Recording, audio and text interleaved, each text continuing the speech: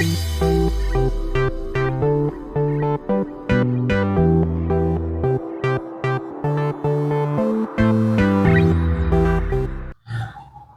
warahmatullahi wabarakatuh. Salam FG. Halo adik-adik, berjumpa lagi bersama Kak Farhan di channel Fantastic Genius, channel yang membahas materi pelajaran matematika, fisika, dan kimia tingkat SMA. Pada pertemuan kali ini, kakak akan membahas materi pelajaran fisika, yaitu tentang besaran skalar dan besaran vektor. Jadi materi ini masih di rumpun bab 1, yaitu tentang besaran dan satuan. Dalam fisika, besaran itu kalau dilihat dari arah dan nilainya itu terbagi menjadi dua, yaitu besaran skalar dan besaran vektor. Apa nih maksudnya besaran skalar dan apa besaran vektor? Di sini kakak sudah tuliskan definisinya. Besaran skalar itu adalah besaran yang hanya mempunyai nilai, sedangkan besaran vektor dia mempunyai nilai dan arah. Contoh besaran skalar itu jarak, kelajuan, dan lain-lain. Besaran vektor contohnya perpindahan, kecepatan, percepatan gaya, dan lain-lain. Ya, maksudnya gini. Jarak. Kalau kita misalkan jarak dari kota Bogor ke kota Jakarta 100 km. Nah, jarak itu mau diukur dari Bogor ataupun mau diukur dari Jakarta, tetap nilainya 100 km. Dia tidak punya arah. Begitu. 100 km aja. Jadi yang dimaksud 100 km di sini adalah jarak dari kota Bogor ke kota Jakarta. Sedangkan kalau besaran vektor di sini ada perpindahan. Dia punya nilai dan arah. Jadi misalkan Kak Farhan bergerak dari Bogor menuju Jakarta. Bogor ke Jakarta jaraknya 100 km. Tapi kalau yang ditanya berapa perpindahan yang Kak Farhan alami, ya, Kak Farhan berpindah atau bergerak dari Bogor menuju Jakarta, berapa perpindahan yang Kak Farhan alami? Perpindahannya 100 km. Tapi kalau sebaliknya, Kak Farhan bergerak atau berpindah dari Jakarta ke Bogor, itu nanti bukan 100 km, tapi negatif 100 km. Ya, jadi untuk mudahnya, misalkan ini Bogor, Kak Farhan bergerak ke Jakarta, sehingga ini Kak Farhan bisa disebutkan perpindahannya atau S-nya 100 km. Tapi kalau sebaliknya, Kak Farhan dari Jakarta ke Bogor, ya, tanda panahnya ke kiri, kalau ini tanda panah ke kanan. Jadi perpindahan Kak Farhan adalah negatif 100 km. Nah, jadi ada tanda positif atau tanda negatifnya adik-adik. Tidak 100 km aja seperti yang jarak tadi. Kalau perpindahan ada arahnya. Kalau positif di sini dianggapnya kalau Kak Farhan berpindah dari Bogor ke Jakarta, negatif itu kalau sebaliknya dari Jakarta ke Bogor. Jadi dalam kasus perpindahan itu harus dilengkapi dengan tanda. Tanda itu menunjukkan arah. Kalau positif biasanya kalau yang ke arah kanan atau ke arah atas. Kalau yang negatif biasanya kalau ke arah kiri atau ke arah bawah, ya, ke arah sebaliknya, begitu. Kecepatan. Kalau kecepatan itu ada positif dan negatifnya. Iya ada, karena dia besaran vektor, punya nilai dan arah. Jadi kecepatan mobil 50 km per jam. Ya, kecepatan mobil A 50 km per jam. Kecepatan mobil B negatif 50 km per jam. Itu maksudnya kalau 50 km per jam, kecepatannya dia bergerak misalkan ke depan. Berarti kalau negatif 50 km per jam, kecepatannya sama 50 km per jam, cuman arahnya mundur ke belakang. Begitu. Percepatan. percepatan mobil A 2 meter per sekon kuadrat. Percepatan mobil B negatif 2 meter per sekon kuadrat. Walaupun sama-sama 2, cuman ini tandanya beda, ya artinya juga beda. Kalau positif 2 meter per sekon kuadrat percepatannya, itu artinya mobil itu mengalami pertambahan kecepatan. Kecepatannya terus naik.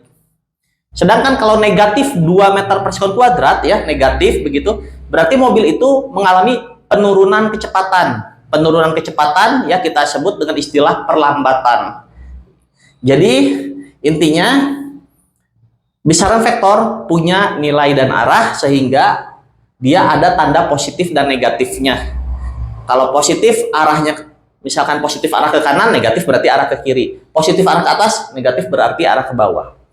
Gaya ya, gaya 10 Newton dengan gaya negatif 10 Newton. Itu artinya gaya 10 Newton itu adalah gaya yang dialami benda ke arah kanan misalkan. Kalau gaya negatif 10 Newton berarti gaya yang dialami benda ke arah kiri. Seperti itu. Di dalam pelajaran fisika kita akan lebih banyak menemukan besaran vektor daripada besaran skalar. Jadi nanti ada tanda positif, tanda negatifnya di nilai besarannya. Kemudian resultan vektor. Resultan vektor ini adalah total atau jumlah vektor yang ada pada suatu sistem. Ya, misalkan kita ke penamaan vektor dulu ya.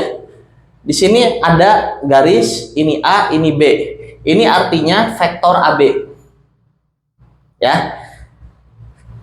Vektor AB karena mulainya dari A menuju B. Kalau mulainya dari B menuju A, itu nanti namanya vektor BA, kebalikannya. Ya, contohnya yang ini. Ini dari C ke D.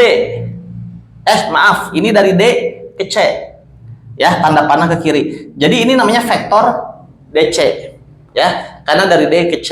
Jadi penamaan vektor itu mulai dari titik pangkalnya menuju titik tujuannya. Kalau titik asalnya itu A, titik tujuannya B, berarti vektor AB. Kalau titik asalnya B, titik tujuannya A, berarti vektor BA. Nggak boleh kebalik, kalau kebalik artinya beda. Atau kita bisa gunakan sistem penamaan satu huruf begini. Ini berarti namanya vektor A ya. Vektor A. Nah, tadi kita kembali lagi ke resultan vektor, yaitu jumlah vektor yang bekerja pada suatu sistem. Ada 4 aturan. Kalau searah vektornya sama-sama ke kanan, atau sama-sama ke kiri, atau sama-sama ke atas, atau sama-sama ke bawah, itu resultan vektornya dijumlahkan. Kalau berlawanan arah, itu dikurang, yang satu vektor ke kanan, yang satu vektor ke kiri, dikurang berarti resultannya. Kalau tegak lurus, itu ada rumusnya. Ini menggunakan rumus Pitagoras. Ini diambil dari rumus Pitagoras ya. R sama dengan akar R1 kuadrat tambah R2 kuadrat.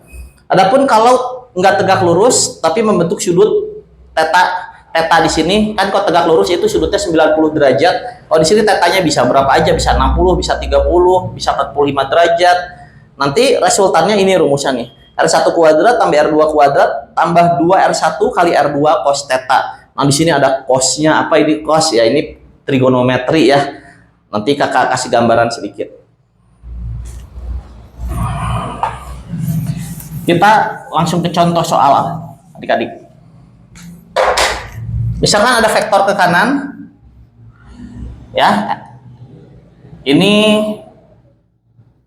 besarnya 8 ke kanan. Di sini kakak tidak berikan satuan dulu, jadi 8 aja ya. R1-nya 8, ini R1. Kemudian vektor yang kedua R2-nya 10 begitu. Berarti resultan vektor antara R1 dan R2 berapa? Resultan vektor yang berarti karena dia searah sama-sama ke kanan ditambahkan, berarti 8 tambah 10 yaitu 18. Ya, mudah kan? Sama-sama ke kanan berarti ditambah. Contoh kedua, R1-nya misalkan ke kanan dengan besar 9, R2-nya ke kiri dengan besar 3, berarti resultan vektornya, nah karena ini berlawanan arah ke kanan dan ke kiri, tadi ya kalau berlawanan dikurang, R1 kurang R2. Jadi 9 kurang 3, yaitu 6. Begini. Oke, mudah ya. Kalau yang searah ditambah, berlawanan arah dikurang. Kemudian,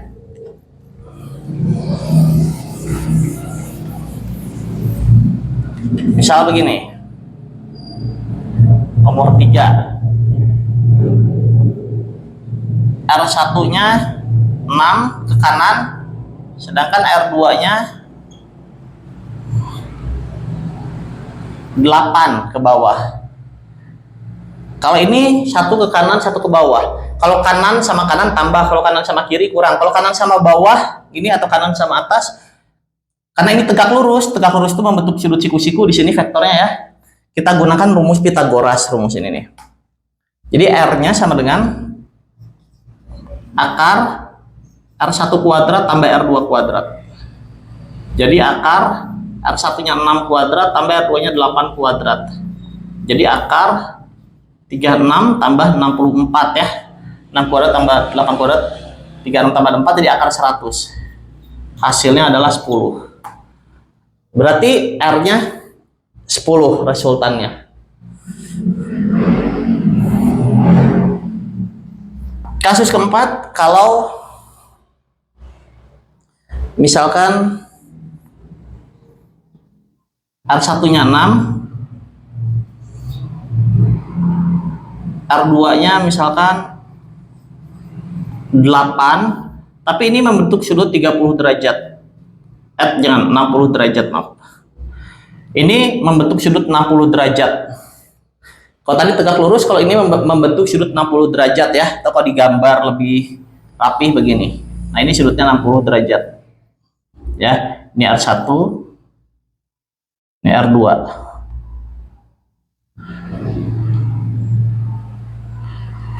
Ya. Kalau kasus seperti ini kita gunakan rumus ini. Jadi R-nya sama dengan akar R1 kuadrat tambah R2 kuadrat, berarti 6 kuadrat tambah 8 kuadrat ditambah 2R1 R2, berarti 2 kali 6 kali 8 cos. Nah, theta di sini adalah sudutnya. Sudutnya kan 60 derajat, berarti tetanya 60 derajat. Cos ya 60 derajat. Jadi hasilnya adalah akar 6 kuadrat 36, 8 kuadrat 64, tambah 2 kali 6 kali 8, 96. Nah, cos 60 derajat. Jadi ya kakak nggak akan jelaskan panjang lebar ya tentang trigonometri. Nanti juga ada pelajarannya di matematika tentang trigonometri. Cos 60 derajat itu nilainya setengah. Jadi adik-adik kalau misalkan belum tahu nilai cos 60 derajat bisa Google dulu aja ya, di googling daftar nilai sudut istimewa trigonometri. Di situ ada kalau 0 derajat berapa, 30 derajat berapa, 45 derajat berapa, 60 derajat berapa, dan seterusnya. Nanti itu adik-adik akan temukan setengah. Jadi ini nanti hasilnya sama dengan akar 36 tambah 64 100, terus ini dicoret bisa 96 bagi 2 48, jadi 148. Nah, seperti ini adik-adik. Kalau ini kita bagi 4, paling nanti diubah menggunakan ini kan 4 kali bisa gak ya, 3 12 28 37. Jadi hasilnya adalah 2 akar 37. Oke. Jadi resultan vektor untuk kasus yang membentuk sudut 60 derajat dengan R16 R28 adalah 2 akar 37. Ya inilah ya tentang besaran vektor dan menghitungnya. Kalau searah bagaimana, berlawanan arah bagaimana, kalau tegak lurus bagaimana, dan bagaimana kalau membentuk sudut sekian derajat, sudut theta di sini disebutnya. Oke. Cukup jelas ya adik-adik. Jadi di pelajaran fisika ini untuk materi vektor memang tidak terlalu mendalam, ini dasar-dasar aja. Kalau vektornya lebih dari satu, ada R1, R2, dan R3, ya yang selama adik-adik bisa memahami 4 konsep ini kan yang vektornya hanya 2, R1 dan R2. Bisa juga nanti vektornya lebih dari 2 ya, R1, R2, R3 atau bahkan ada R4. Ya, sama aja prinsipnya ini. Dicek apakah vektornya searah, berlawanan arah, tegak lurus, atau membentuk sudut theta. Ya, nanti kalau misalkan sudah dicek, oh ini searah, berarti pakai cara nomor 1 ditambah seperti itu. Ya, sampai sini dulu. Terima kasih adik-adik. Assalamualaikum warahmatullahi wabarakatuh. Salam FG.